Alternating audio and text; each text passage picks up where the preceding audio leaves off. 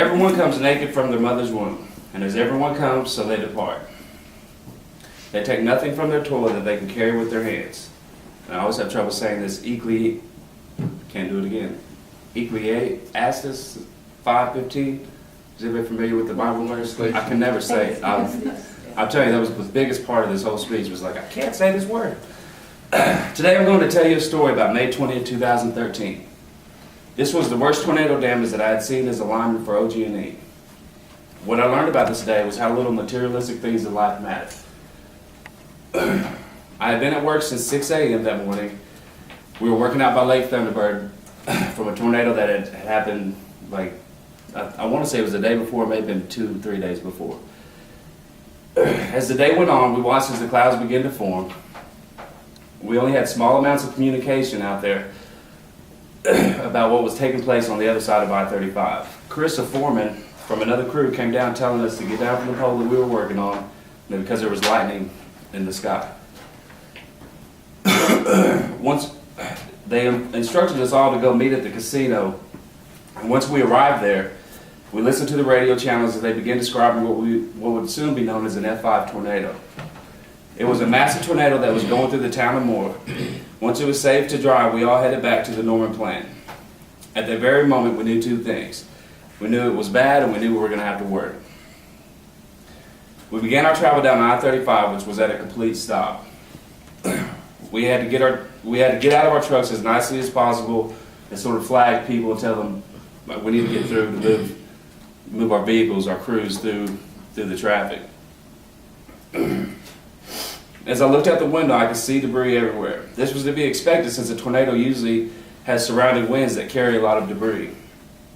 What I did not expect was what I saw as the police waved us on through the traffic down 19th Street and Moore. Traffic was at a complete stop for miles. I could see water all over the streets from broken water lines. You couldn't walk a single step without stepping on some form of debris. There were mobs of people, some sitting, some crying, some just standing, some walking in every direction. I remember asking Ray, another guy that I work with, if he had seen anything this bad before, and his response was no. I remember feeling like, damn, this was home. It was like a flowing river of people, animals, cars, everyone just going in each direction. They kept coming and coming and coming. Every age group, every race, moms, dads, uncles, aunts, brothers, sisters, they all had one thing in common. They had all just been united by a deadly tornado that just went through the town of Moore. And I apologize, guys, I'm sick. So, plus the nerves. There was debris everywhere. This wasn't just trash. You hear the words debris and that's what you think of, it's just trash. This wasn't just trash, this was actually people's belongings. Everything from clothes, remote controls, birthday pictures, kids' toys were spread out throughout these neighborhoods. Cars that were picked up and moved a mile or more from where they were parked had now had a new name, debris. Grills that were once a centerpiece for conversation now would never be used again. Couches that families sat on and had been placed 3 houses down, upside down in someone's bathroom.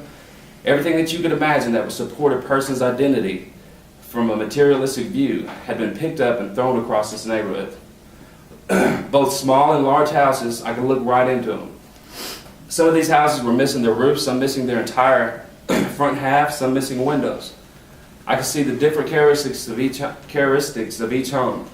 You could see the plates on the countertops and in the cabinets. I could see the 70-inch flat screen TV. It was broken, but it was still hanging on half of a wall. I remember feeling like time was standing still, but I could still see a grandfather clock ticking that let me know that this was really happening. House after house, you would find the destruction, yet I knew every item had a story. I have been a lineman for 6 years now for OG&E and have seen damage from windstorms and ice storms.